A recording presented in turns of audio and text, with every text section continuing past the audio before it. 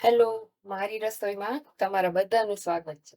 મેંગોની season ચાલી રહી છે, તો મેંગો આઈસ્ક્રીમ, મેંગો જ્યુસ એવું તો તમે ઘણી બધી વાર ખાધું હશે. પણ આજે આપણે છોકરાઓને ભાવે એવું કંઈક નવું ટ્રાય કરીએ. તો આજે આપણે બનાવશી મેંગો ડ્રાય ફ્રૂટ પુડિંગ.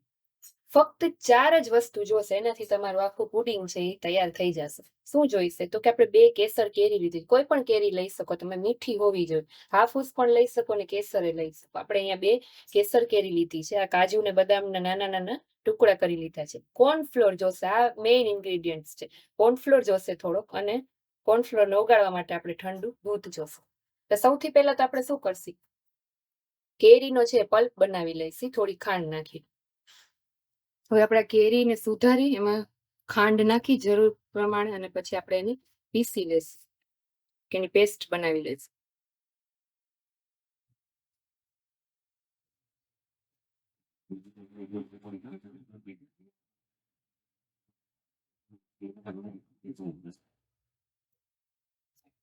આ રીતની આપણે પેસ્ટ બનાવી લઈશું. ચેક કરી લેવાનું કે કેરીના પીસ ક્યાંય અટકતા નથી. આ રીતની સ્મૂથ પેસ્ટ એકદમ બનાવી લેવાનું. હવે આપણે જે કોર્નફ્લોર છે ને આપણે પહેલા ઠંડા દૂધમાં ઓગાળી લઈએ. કોર્નફ્લોર છે એ બધાને એક મોટા વાસણમાં આપણે ઠંડા દૂધમાં ઓગાળી લઈશું. બધું કોર્નફ્લોર પહેલા આમાં એડ કરી દેવાનું. હવે થોડું ઠંડુ દૂધ લઈ, ઠંડુ દૂધ એટલા માટે કે કોર્નફ્લોરમાં ઘણી વખત ગાંઠા પડી જતા હોય છે. ઠંડુ દૂધ ઉમેરવાનું આ રીતે અને મિક્સ કરવાનું. મિક્સ કરતા જવાનું ને જરૂર પ્રમાણે દૂધ છે એ તમે એડ કરી શકો. આ રીતે એવું લાગે તો થોડું દૂધ હજી એડ કરી દેવાનું.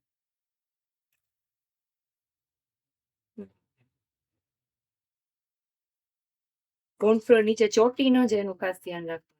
એટલે જ્યારે પણ તમે મિક્સ કરો કેરીના પલ્પ ત્યારે એને એકવાર હલાવીને મિક્સ કરવાનું આ રીતે. હવે આપણે જે કેરીનો પલ્પ છે એને આપણે એક પેનમાં લઈને ગરમ કરીશું, થોડીક વાર પકાવીશું. ચાલો, તો સૌથી પહેલા આપણે એક આવો નોનસ્ટિક નો પેન લઈ લેવાનું. ગેસની ફ્લેમ ઓન કરી અને આપણે એમાં જે મેંગોનો પલ્પ છે એ એડ કરી દઈશું.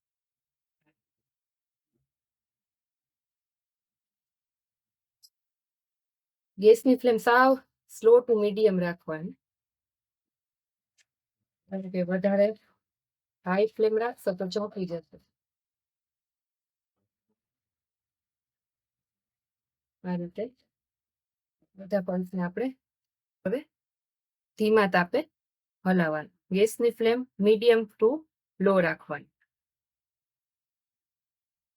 2 થી 3 મિનિટ આને પકાવશું. પછી આપણે કોર્નફ્લોર વાળી જે પેસ્ટ બનાવેલી એને એડ કરીશું.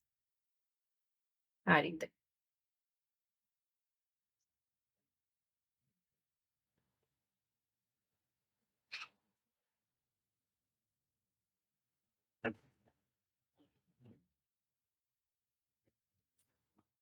આ રીતે 2 થી 3 મિનિટ થોડોક ગેસ છે મીડિયમ ફ્લેમ પર કરી દઈશું.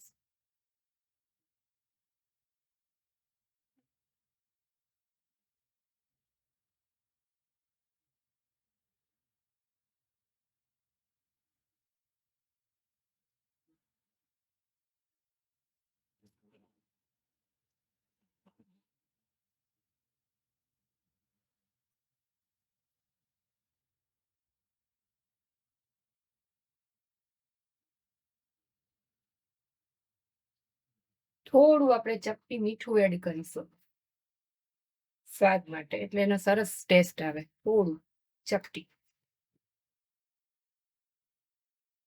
વધારે નહીં.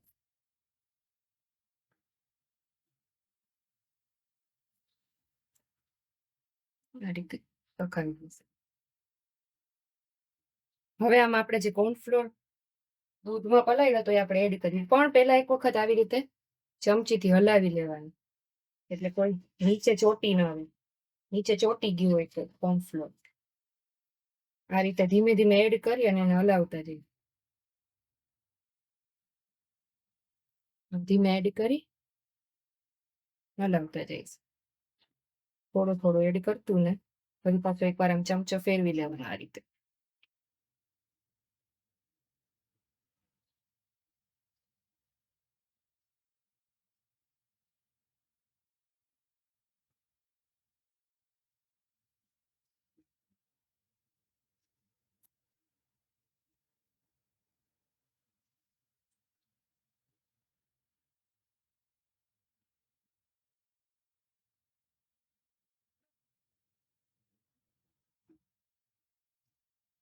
ધ્યાન રાખવાનું કે નીચેથી ચોંટવા ન માંડે, એટલે બહુ ફાસ્ટ ગેસની ફ્લેમ નહીં કરવાની.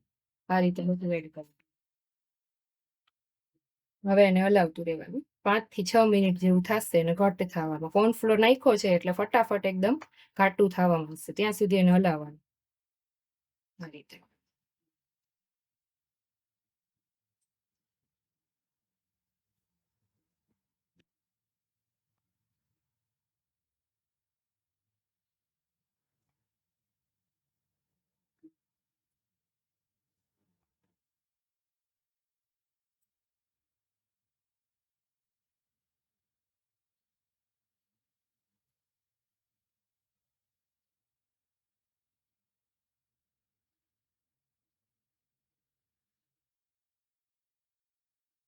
આ રીતે.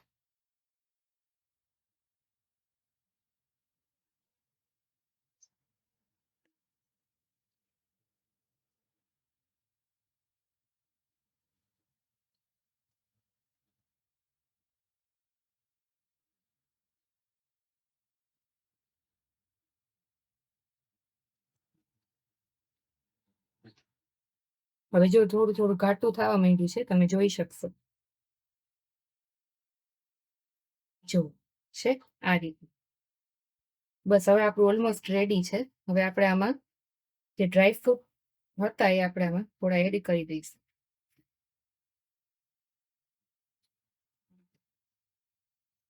ખાવામાં એકદમ સરસ વચ્ચે ક્રન્ચી લાગશે. થોડા આપણે ગાર્નિશિંગ માટે રાખશું.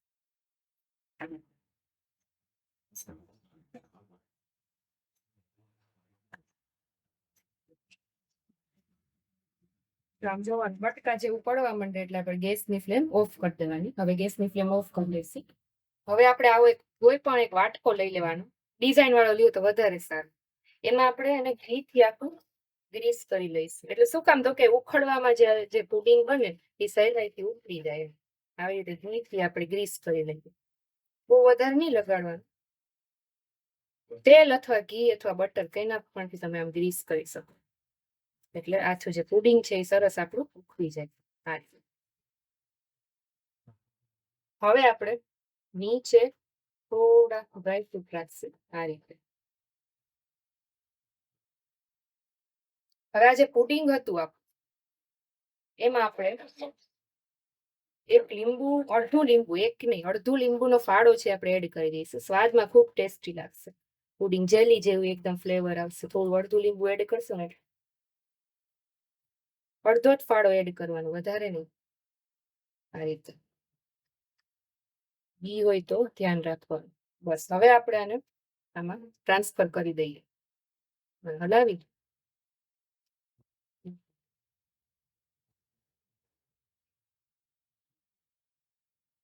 હવે આપણે આને ટ્રાન્સફર કરી દઈશું.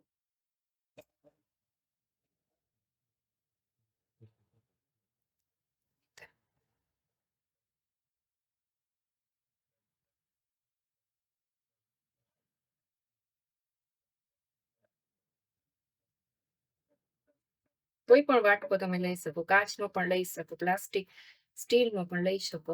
ડિઝાઇન વાળો હોય તો શું છે કે પુડિંગમાં પાછળ પછી ડિઝાઇન દેખાય, એમ છોકરાઓને મજા આવે ખાવા.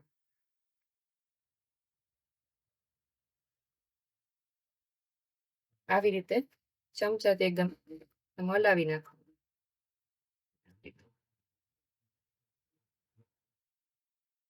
એક રસ કરી દેવાનું, એક સરખું કરી દેવાનું.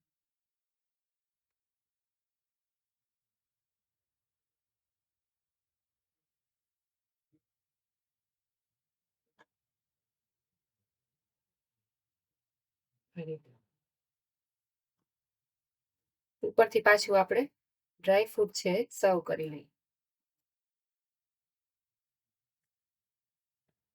આ રીતે.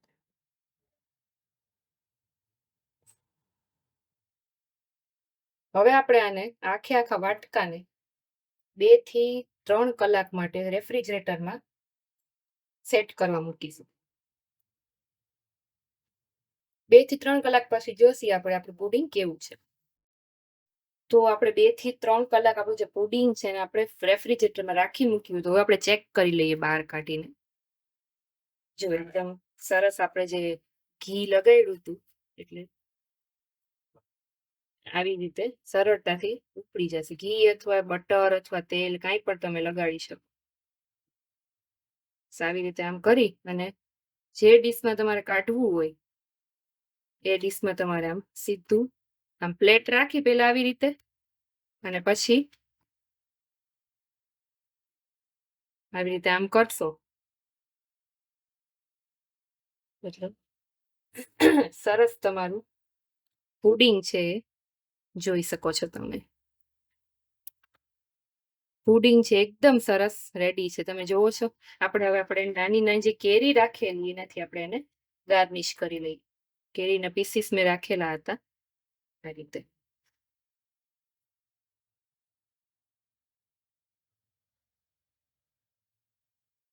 આ રીતે